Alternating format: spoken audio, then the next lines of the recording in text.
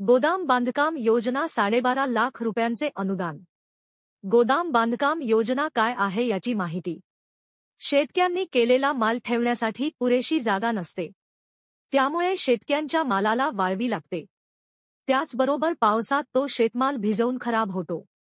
शेतकऱ्यांचा माल भिजू नये यासाठी केंद्राकडून राष्ट्रीय अन्न व पोषण अभियान आणि राष्ट्रीय खाद्यतेल अभियानांतर्गत शेतकरी उत्पादक संघ किंवा कंपनीस 250 मेट्रिक टन साठवणूक क्षमता असलेल्या गोदाम उभारणीस केंद्र शासनाकडून 12.5 लाख रुपयांचे अनुदान देण्यात येत आहे।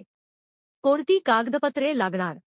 योजनेचा लाभ घेणाऱ्या शेतकऱ्यांना 7/12 आधार कार्ड, बँक खात्याचा तपशील ही कागदपत्रे संबंधित तालुका कृषी अधिकारी तसेच मंडल अधिकारी यांच्याकडे जमा करावी लागतात।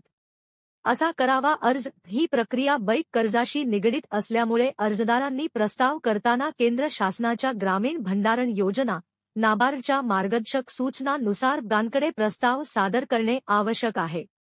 ही प्रस्ताव मंजूर केल्यानंतरच संबंधित अर्जदारास अनुदान देण्यात येईल। यासाठी इच्छुक लाभार्थींना अर्ज महाराष्ट्र राज्य वखार महामंडळाच्या प्राधिकृत अधिकाऱ्याकडून पाठवावा लागतो।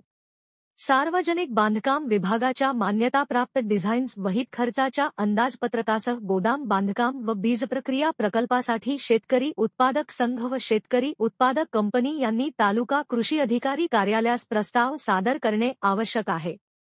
अर्ज कोठे करायचा?